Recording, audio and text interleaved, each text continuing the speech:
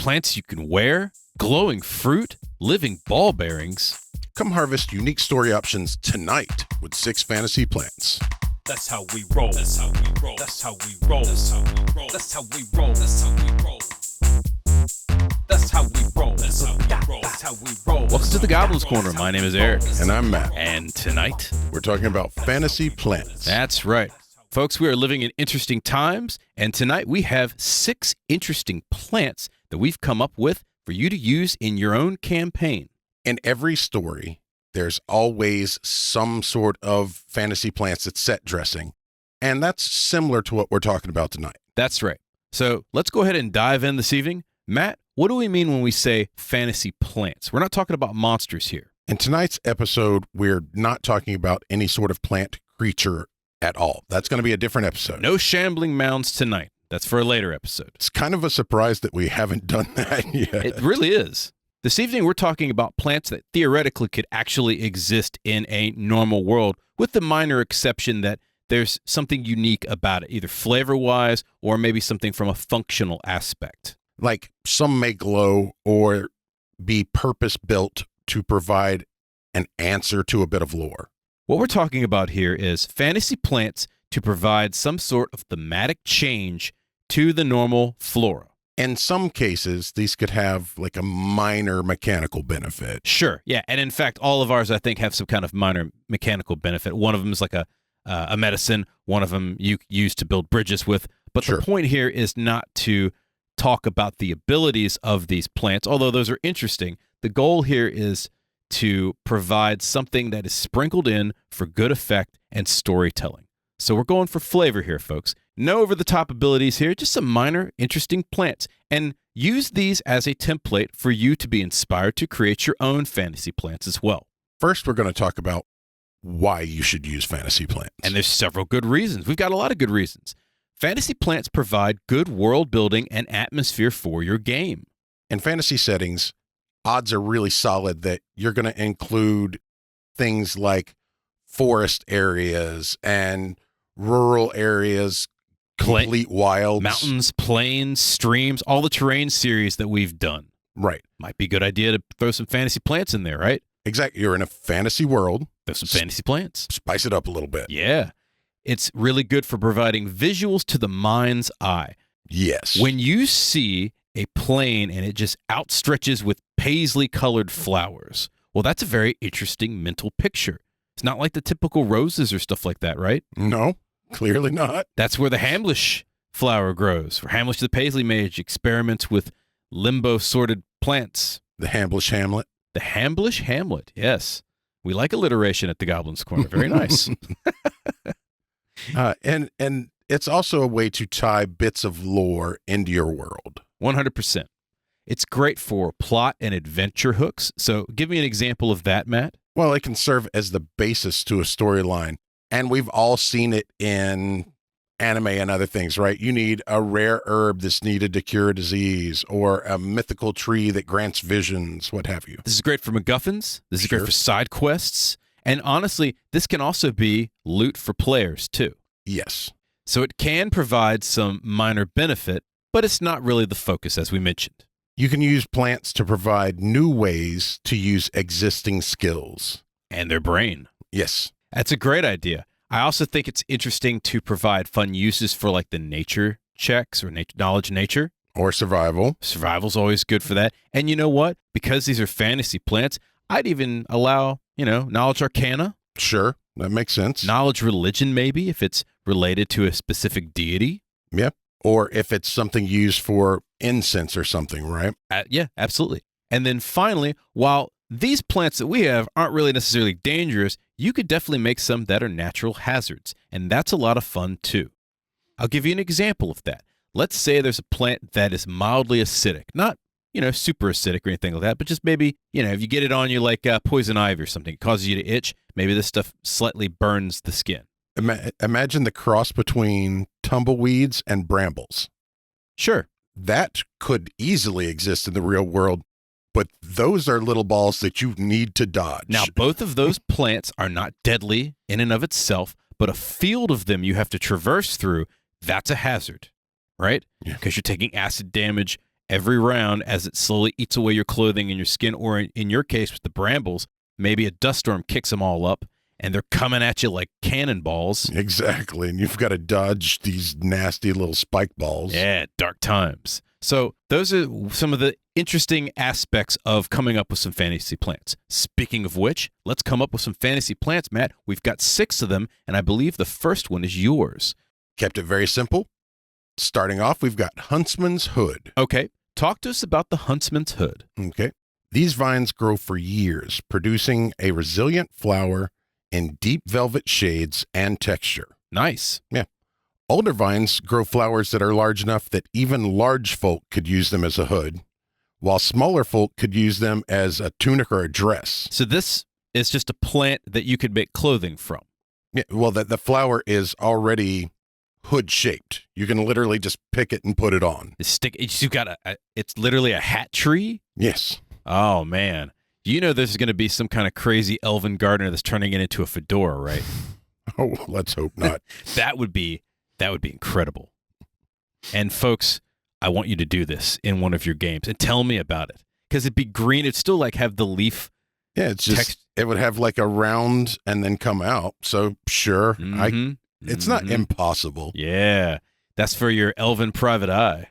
Puts his fedora on, rolls a cigar, and smokes it. It's got a little bit of brandy. Sitting in that elven village, just hanging out, waiting for crime to be committed. Standing on a street corner in the rain. Yeah, because it rains, because there's no roofs. Sure. Now, about the Huntsman's Hood. It is considered a grave insult to the Fae to pick a blossom that is smaller than you can use. That's an interesting story plot. My theory is that things like pixies and stuff are using the smallest ones. So if you pick one smaller than you can use, you're preventing them from getting it. Oh, I see. And so it's insulting and wasteful.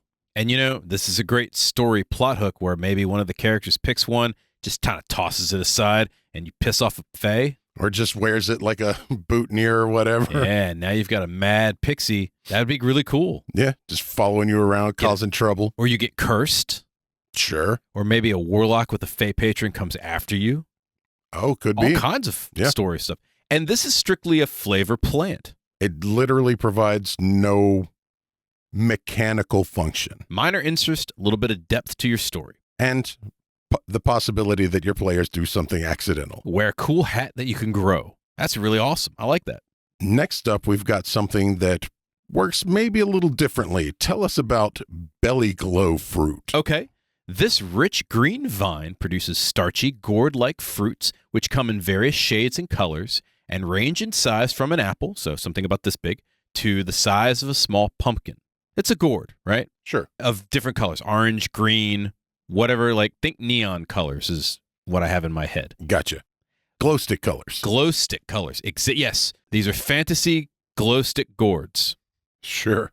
Bellyglows are generally ripe and ready for harvest around the fall and thrive in rocky, cold soil. Okay. So you usually find them in northern climes. Right. The Bellyglow plant produces a particular pleasing scent, and when the leaves are crushed, it is often used as incense during the winter months. Nice. Nice little benefit, right? Sure. Again, flavor-wise, makes some incense. Cool. What's interesting about the Bellyglow fruit, however, is the starchy fruit, when eaten, causes an individual to shed soft light in a 10-foot radius centered from their stomach. Sure. Because that's where it's being eaten. Yeah, they've got some Care Bear action going. Yes, they have the Care Bear glow. Care Bear stare.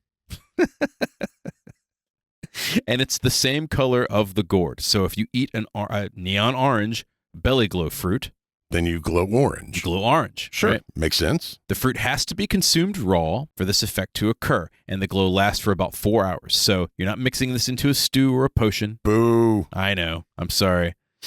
Again, Make some pumpkin soup. Minor magical effect. Sure. Do we have any lore for the Bellyglow? We do.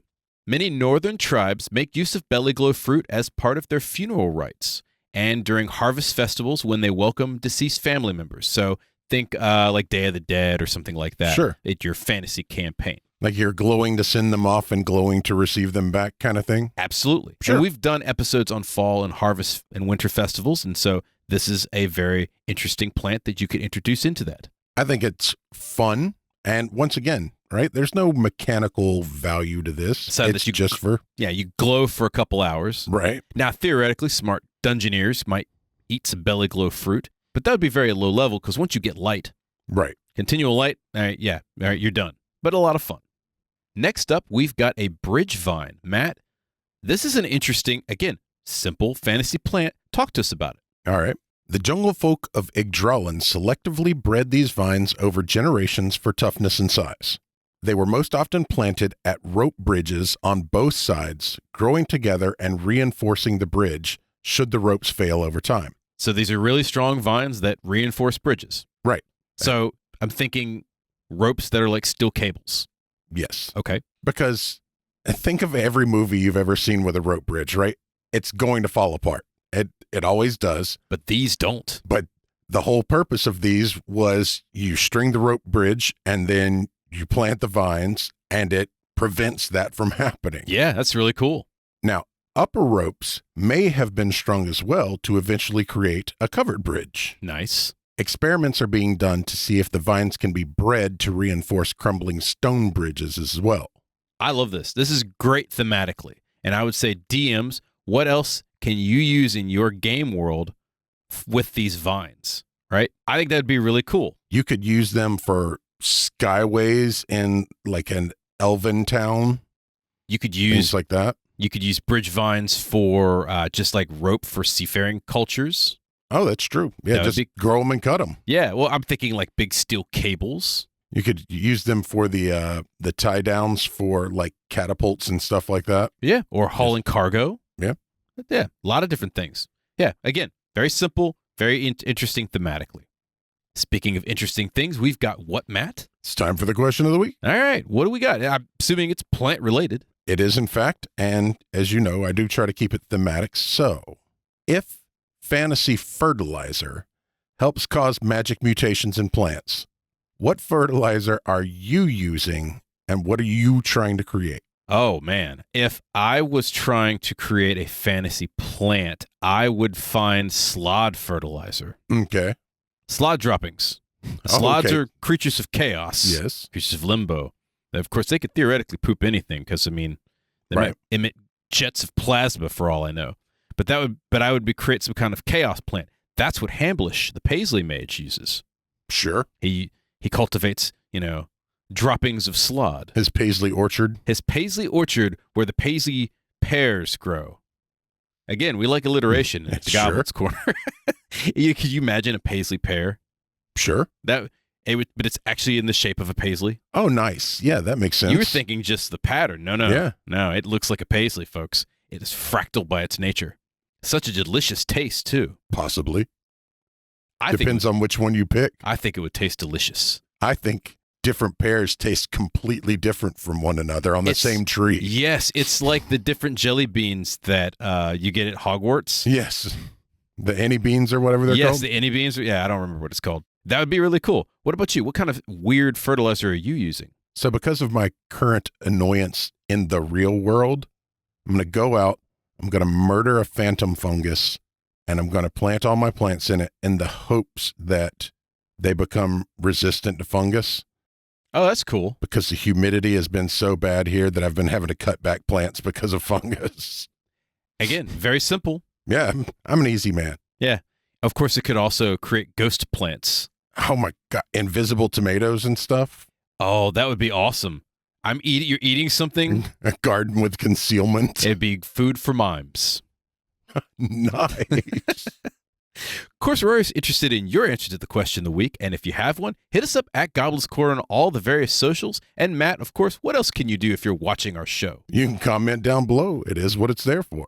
You had another idea. I saw your brain. I absolutely did. So, if you're bad at what you do and people throw tomatoes at you, now imagine the mime throws an invisible tomato back and hit somebody and hits with somebody. somebody with gets clobbered and they're covered in dripping fluid. unseen fluid. Unseen fluid.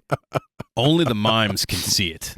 That is hilarious. That's how the mimes mark their prey. Sure. I'm going to make a mime assassin.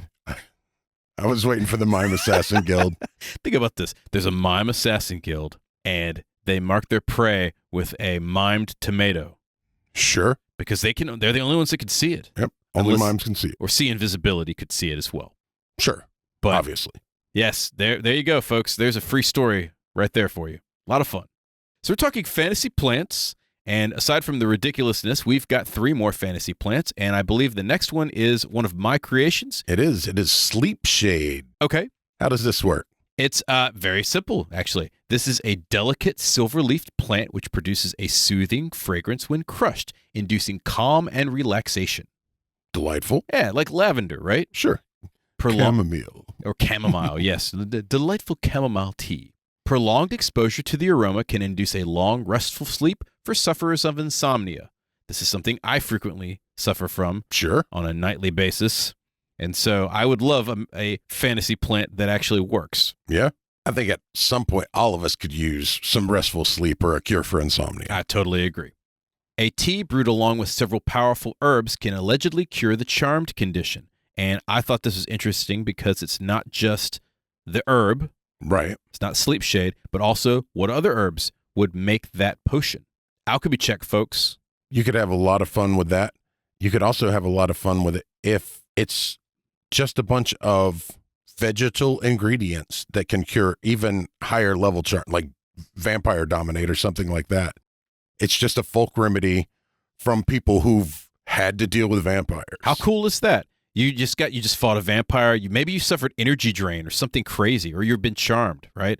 And they've dragged the person back to the village, and this old lady at the village is like, I got just the thing. I've got some Sleepshade in my garden. And she grabs that and some stuff from her cupboard, mixes it up, and pours it down the dude's throat, and he comes out of the charm condition. That's really interesting. Yeah. Is there anything else people use this stuff for? Villagers often use Sleepshade to calm anxiety and stress, while enterprising guards and dungeon builders use Sleepshade, the plant itself, to ensure anyone attempting to sneak into a secure area falls asleep. So remember we talked about natural hazards. Yeah. You walk into a dungeon and, wow, it really smells nice, and you fall asleep. Imagine like a storeroom with a couple of continual light spells, one in each corner, with just these plants in buckets. Bro, welcome to my dungeon grow room. Exactly. It's nice and humid in here. The Sleepshade plant grows only in areas where the soil is highly acidic, so it thrives in bogs, areas of organic decay, and the layers of black dragons. Particularly black dragon layers, because Sure. they're highly acidic. Right. And this is a storyline thing. Oh, we don't have any Sleepshade. Well, where is it? Well, it's in that swamp where the black dragon lives. Right. Go. You might have to fight the black dragon, or maybe you just sneak past the black dragon. Or you have to travel all the way up north to an evergreen fort, right? Because pine forests have extremely acidic soil. Very acidic. Should But also, it's an extra 1,000 miles. yes.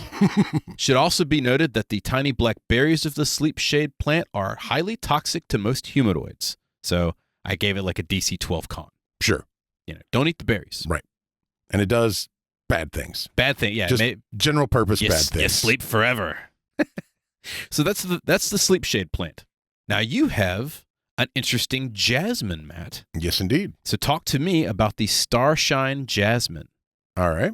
These flowering vines grow deep in the oldest, densest forests, thriving only in heavily shaded canopy. That's cool. Very specific location. Yes. The flowers of this plant are dark blue at the tip, deepening through to purple or black at the center. That's a nice visual picture there. I thought so. The name is derived from its luminescent pollen. Okay. So the pollen glows. Correct. The entire flower is prized by craftspeople for pigment, perfume, magical ink, and more.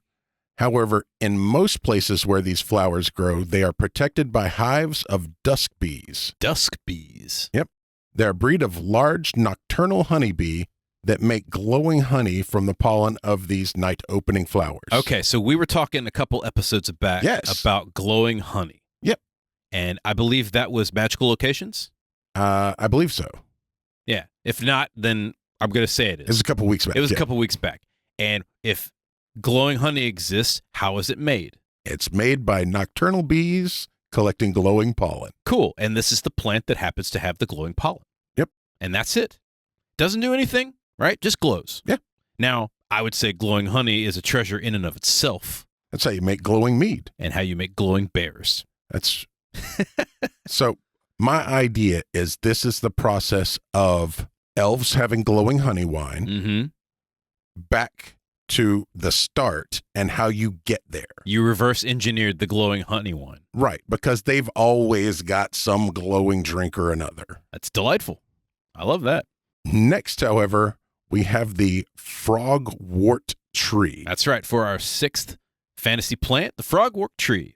This thick, knobby descendant of the oak tree is dull gray in color. So it's a dull, knobby-looking oak, right? Sure. And grows large, round burls about its trunk. And if you don't know what a burl is, it's like a ball, Right. like a knob. And it ranges in size from a pebble to a cannonball. Something from this size to, I don't know, like that size. Yeah. That's a cannonball size. Like a dime to a shot put, basically. Yeah, like a bowling ball size, I think would be Sure. also appropriate. Yeah. These burls constantly fall from the frogwort tree, and the area surrounding a frogwort is often littered with hundreds of round, hard burls. So I want you to imagine this knobby-looking oak tree, and as you come, you're starting to slip because there's just balls everywhere. Sure. Small, big. You might, I don't know, break your foot on a really large one. So it's like a woodcrafter's dream tree. Yes, Is and what it's I'm hearing. covered in tiny holes where Right. the burls have like come off the tree. It just constantly sheds them. That's very interesting. Frogwort burls are extremely hard, very dense and very hard, like ironwood in Forgotten Realms. Sure. And they can be used for slingshot ammunition or cannon ammunition with very little work. You just got to round it out. Yeah, round it out a little bit and you're done. The smaller burls can also be used as ball bearings with a little bit of polishing. You could also play marbles. You could, in fact, play marbles with these, yes. And Matt, I also think because they are wood, Mm-hmm. you could probably use them for pistol ammunition as well. Sure. Catch them on fire. So you soak them in like naphtha. Mm-hmm. And you load your gun, and then you just launch a flaming ball at somebody. That would suck. But how awesome is that, right? So now you've got ammunition because, you know, in a fantasy campaign, you're playing a gunsmith or something like that, or an arcane archer or something, and you've got a gun. It may be hard to find some bullets. Yeah, you're going to stop in the middle of a fight to smelt down some musket balls. Nah, but maybe you're fighting in, I don't know, an orchard of frogwort trees. You literally are just diving. That would be a miserable fight because the whole thing is ball bearing. Yes. So you're just, yeah, everyone's making a dex check. Just that would be the most Three Stooges D&D fight ever. Again, natural hazard, folks. Yeah. It very much is. But can you imagine a halfling village that is based around a grove of these things? Sure, since they're very well known for using slings. Yes. I mean, they've got living ammunition for years. Yeah. Now, the frogwort tree, and this is the lore behind it, the tree gets its name actually from the tiny frogs which live in the holes of the tree. So when the burl comes off and it rains, that's how they make their home. That's very cool. Yeah. You could also see it like covered in birds because it creates bird baths and stuff like that. Like this could be a very thematic description depending on where you are. I like that idea as well. I could see a whole bunch of like a murder of crows just all taking baths. Yeah, just playing around. Yeah. A lot of fun there. So there you have it. 6 fantasy plants and a couple of ways that you can use fantasy plants in your campaign as well to add depth, story, and a little bit of magic to your game. These are here for flavor. They're here to add just a little spice to your world. Use them as you like. Any questions or comments? Hit us up at Goblin's Corner on all the various socials. Did you enjoy this podcast? We're growing a few more. Subscribe to it on your favorite player, YouTube and Twitch. And if you're part of the 40% that has not subscribed yet, why the hell not? You should do that promptly, right this moment. Subscribe now. You can also click the 5 stars and give us a review on iTunes and Podchaser. If you are on YouTube, hit the like and subscribe button. It helps get our show in front of more people, and it feeds the hungry algorithm. Which is currently ambling towards you with a very satisfied expression on their face and a belly full of glow. A big bumbling algorithm. Just shedding light everywhere. That does, just real quick, give me an idea. Bellyglow Fruit as a way to scare the crap out of your players. Glowing monsters that shouldn't glow. There you go. They just ate some fruit. There you go. There's a free one. That's all the time we have for tonight. Once again, my name is Eric. And I'm Matt. We'll see you next time. Good night, folks.